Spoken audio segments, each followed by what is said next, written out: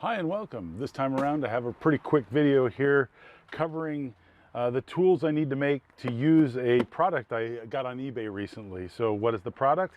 It's a Norton super abrasive wheel that I got a really good deal on eBay. These wheels go for a huge amount of money. This wheel in particular I looked up goes for about $400 and something. So it was a great find. And this wheel is a Norton super abrasive diamond wheel, and it's a pretty fine grit. It's a 180 grit wheel. The media goes around the outside edge here, and you can see how thin this wheel is. It's an 1/8 inch depth of media, which is great. One issue I noticed is that this wheel is incredibly flexible, so that seems like that might be a problem. This wheel is used for things like cutting off ceramics or carbide and that sort of thing. So I'm looking forward to using that because I've needed a carbide cutoff wheel for a while, and the beauty of the thin kerf is you waste a lot less material than a thicker blade, plus it goes faster. I would have probably chosen a coarser wheel. I'm not sure. I have to do some research, but 180 is a pretty fine grit, so it's going to go slowly, but it'll leave a nice finish. A coarser would have cut faster. But you know, beggars can't be choosers, because $400 something versus the $100 I got this for. So in order to use this guy, you mount this on a flange. So I've got one of the mounting flanges for my surface grinder here. And the first thing you'll notice,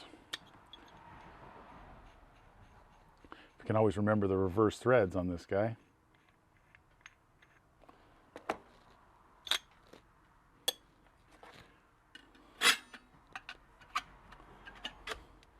Is that even with the backing plate that they've got with this guy and tightening this all the way down, I will be way shy of actually holding this blade in place. So one solution could be to use one of the spacers I made, like this one, and one of the spacers that come with these things, and just tighten this guy down. But this guy's pretty darn flexible. With this much exposed, and it's unlikely I'm ever going to be cutting carbide this thick. This is almost like 2.5 inches here. Yeah, I couldn't afford the carbide to cut 2.5 inch thick carbide to even do it even if I want to, which I really don't. I'll be cutting mostly, you know, old tools and things like that to make new tools. So that's also a consideration on how to mount it. But also, I think supporting the wheel to be something more reasonable for the blades, for the kind of depth of cut I'm going to be doing, you know, maybe leave an inch of unsupported blade. So how about making some flanges that fit on the outside that press in, that also let this be centered in here a little bit better with better spacing.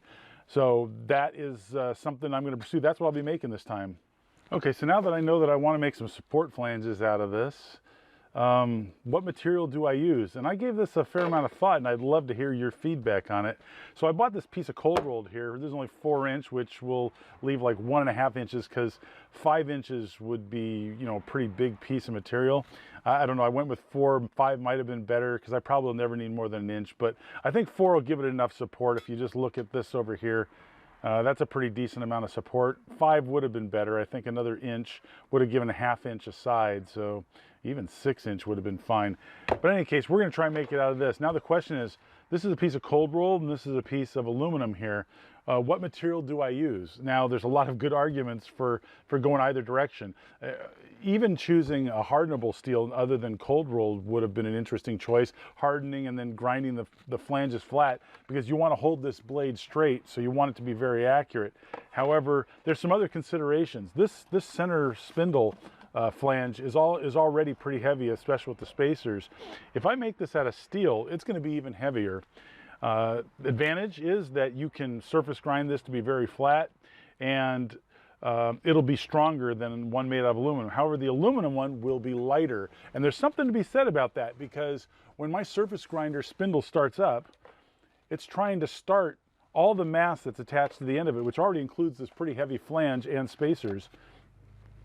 Normally, you have a fairly thick wheel on there, and the wheels aren't particularly heavy. This will be, especially if I make them a 1/4 inch thick like I'm planning on doing. So my concern is that if I make it out of steel, I'll be adding so much mass that I might prematurely wear out my surface grinder spindle. That may be completely wrong, and I'd love to hear your feedback about that. But I think for now, I'm going to go for aluminum. Now I know that's going to give me really shitty wear characteristics, and it's pretty hard to surface grind aluminum without loading up your wheel and throwing stuff all over the place. So it probably won't be, but I think I can get a decent finish on it. And I think we're going to try this first, and if it doesn't work, I can always come back later and make one out of steel or an alloy steel that's hardenable. But that's where I'm going with aluminum. Love to hear your feedback and thoughts. First up, we're going to face both sides of this so we can get it to sit flat here. So right now I've got a little bit off the face of the base of the jaws and got them tightened. I've got all my jaws reversed in my 6-jaw chuck to hold something this big easily. And the cutter we're going to use is one I've never used before on aluminum.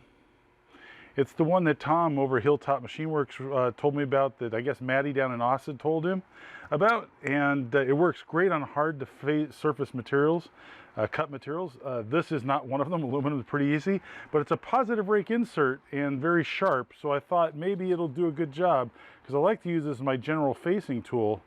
I guess we'll find out. So we're going to go for a 20,000th depth of cut here. Oh, that's not at all square, is it? Who cut that? Who cut that? Maybe we'll take a bigger bite. Let's see if we can. I don't think we're gonna be able to clean this up with one go here. I've upped the feed rate since we're gonna need to do this in several passes. I'm getting a little aluminum welding on this, which I guess is to be expected. It's, I don't think that's even coated carbide. I think it's uncoated carbide. I think the zircon nitride coated ones do better.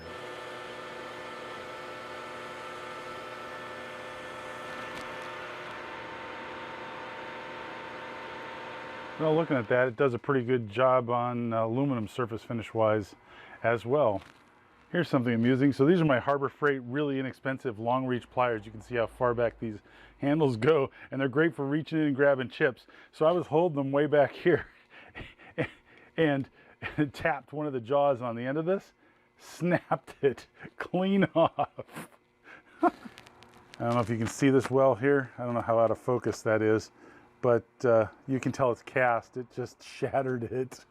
That's the handle. That's part of the handle in these things. I guess I've got some shorter pliers now. After I discovered how easily that broke, I popped this guy in the vise and just snapped the other one off too. Here's what's inside. Yeah, you get what you pay for a lot of times. This is Harbor Freight Pittsburgh level stuff. Again, I just use them to reach in and grab for chips because they're nice and long. Not so much anymore, but probably still functional. Just going to clean up the outside a little bit so it's concentric.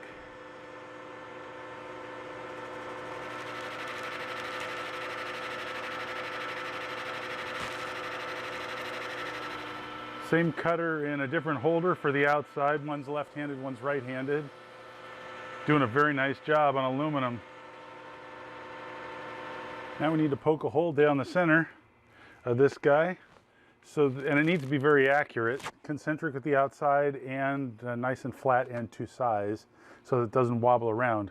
So we'll get there, but we're going to start with drill bits to hog out most of the material, and we're going to work up to a boring bar. So some people might ask, why bother going up smaller drill bits to larger? And my understanding is that the reason for it, even in soft material, which you can get away with not doing it like this, is number one, the center part of a drill bit doesn't actually cut, it just pushes material around. So the larger the drill bit, the larger the center web portion is, and the more it's going to try and just push material around rather than cut, like the outside parts. So if you don't force the center of a large drill bit to actually cut, you're doing yourself a favor, a big favor.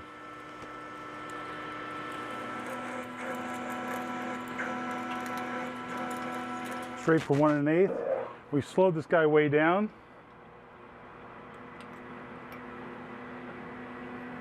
We're going to be taking a pretty big bite out of this. We're going from 1/2 inch to 1 1/8, so 5/8 of an inch of material's got to be removed. I like how the chips are really symmetrical. That's a good sign that it's cutting evenly. So the chips on both sides, its two flutes, are about equal in size and cutting equally. Okay, now we're cutting the full size of material. I just thought I'd try it a little bit here just to see what happens. A lot of force increase because the center of it doesn't really want to cut. Okay. We're gonna call it good. One thing I've noticed is always with these big drill bits, see the wall of the cut? There's these ridges, that always seems to happen, and I think that's because there's a little bit of wobble, or chips get stuck. Maybe the big chips get stuck between the wall. I'm not exactly sure, but it's always there. That's pretty consistent. I know I have to take off about 125 thousandths, so we're gonna take a big bite, 50 thousandths right off the bat, and it'll also give me a point where I can measure from.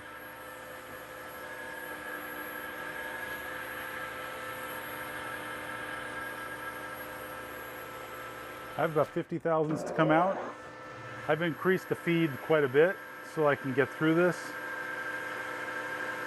However, the chips are stacking up, which is a problem and ruining my internal finish.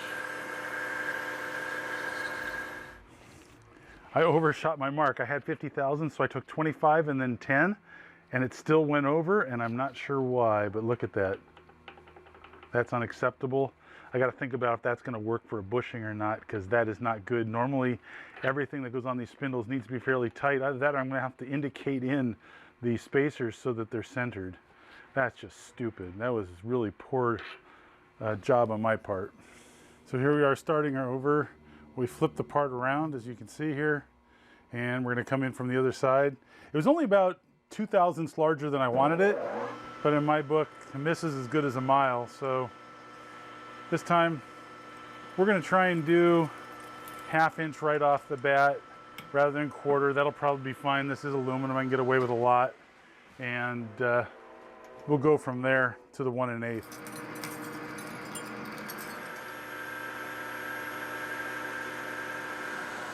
Need a thicker boring bar. That would have been handy. Okay. Well, if everything went right, that should be it. Right on the money. Like a 1/2 thou over. You know, the best way to test now is just to use the part. Hey guys. Oh yeah, that's what I'm talking about. That's a fit. Got to remember the grinding wheels themselves are not that precise, but this is about 3/10 undersize. So combined with me going 1/2 thou over, makes it that it's actually closer to a thou over, which is fine. That'll be fine to get things on and off. Like I said, the grinding wheels themselves, I'm sure that center hole is not precise to within less than a thou. So we're good to go. I want this disc to actually lie against that plate at just the center and the outside edge, so I'm going to remove some material. So I found my 0 here, and this is, we want about 1/2 inch in from this edge, and we want to stop about 1/2 inch from the outer edge here. And this is not any precision anything, it's just what I'm shooting for, a random number I chose more or less. So we're going to come out to about 1/2 inch. We're going to go from 1/2 inch to 1/2 inch. It might be a little fast RPM wise, but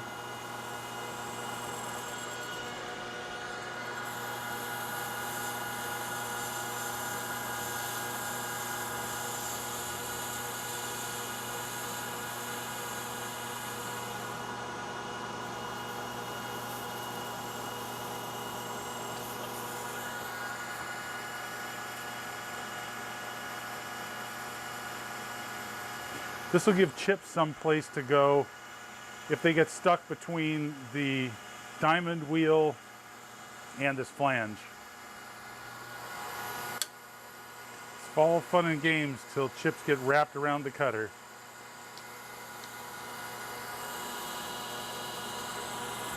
Okay, I think that's good. Instead of using a chamfering tool, I don't want to remove that much material, so I'm just using some 100 grit sandpaper and just taking the harsh edges off of it. Just don't want to get cut, because you know me, I'm always getting cut. That was brushing up against a sharp tool. All right, so we're gonna cut in here. We're gonna make these 1/4 inch thick.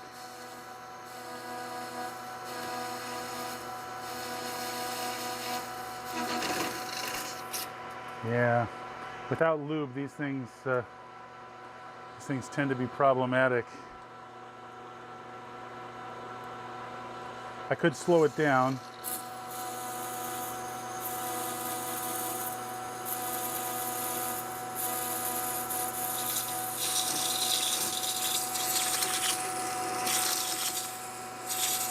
That's it.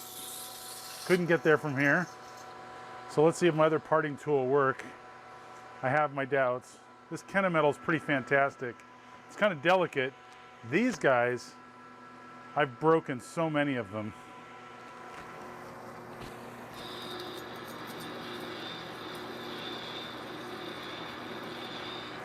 I was gonna say, I think I have too much blade sticking out. I don't need that much.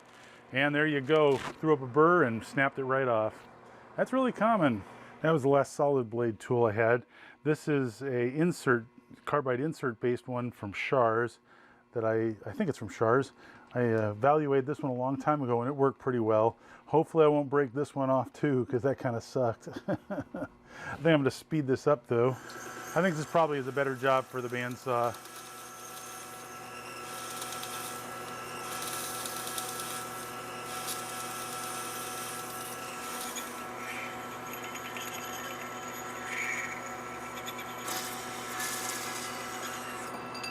Wow, we made it. Didn't think I was gonna, let's be honest. Here's one, we just need to make a second one. I'm gonna take this over to the surface plate with sanding paper or the glass plate with sanding paper and clean up this side a bit. It's not terrible. You can see all the chattering though. I don't know if you can catch that. I think you can. And that's where a chip got stuck going around. You can see that inside. This side's really nice. This is the side that goes up against the disc, so that should be good. Here's the second one. Parting's so exciting that I thought maybe I'd share with you.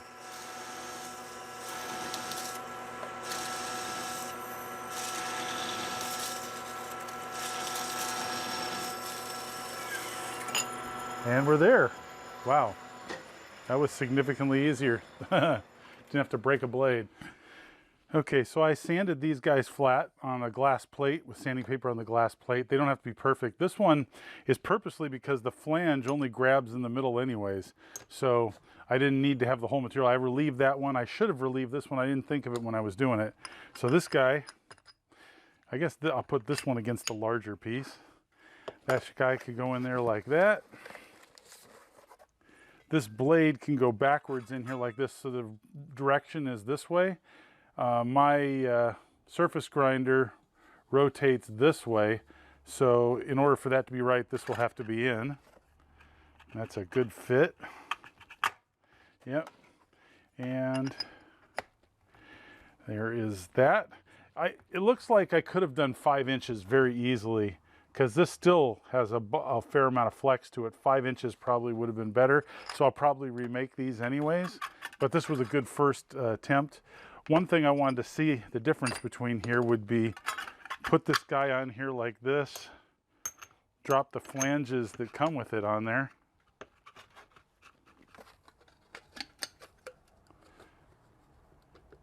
And there's a huge amount of floppiness on it.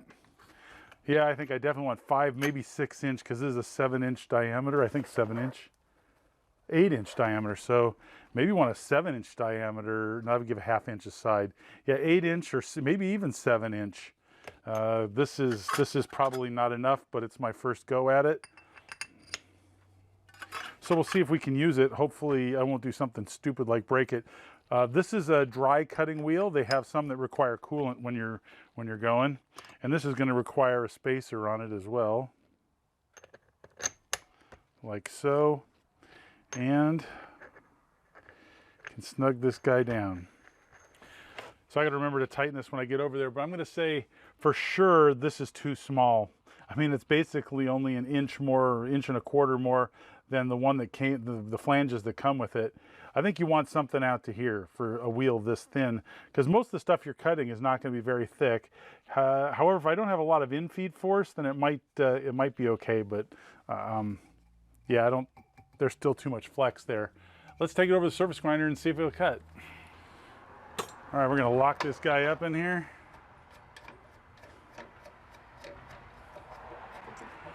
And I figure if we're going to start, see if we can cut this 1/2 inch end mill. I'm going to cut the shank off. Can always use that as a pin, as a guide pin. Usually they're precision ground.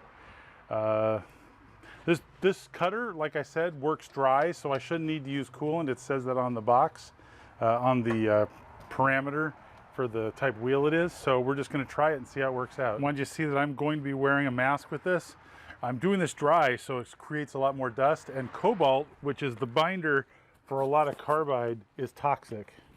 You do not want to breathe it, so definitely wear proper protective gear.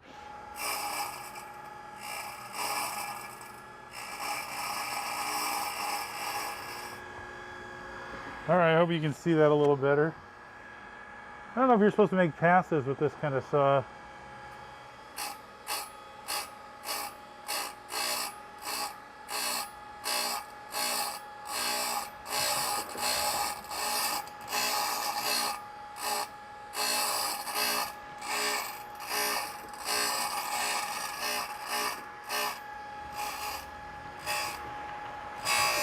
I decided to add some coolant to see if that helped. Yeah, it does let you take bigger cuts. Instead of a couple tenths forward at a time, I'm doing like 4 and 5. It's like doubled.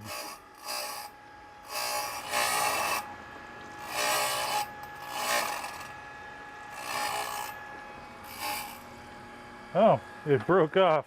I was being aggressive enough that it broke the rest of the end mill off. I was almost through. All right, let's take a look. A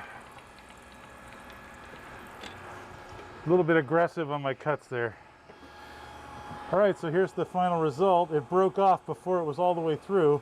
Finish is really excellent, considering I was taking very aggressive cuts, like 1,000th a time. We're still going to try 500 passes to get through this guy.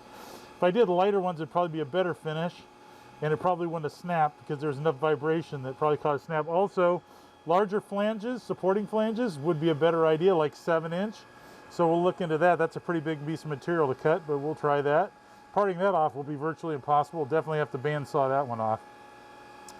But all in all, I think it was good. If you find one of these, look for something like 100 or 150 grit. This is 180 grit, and it definitely takes a long time.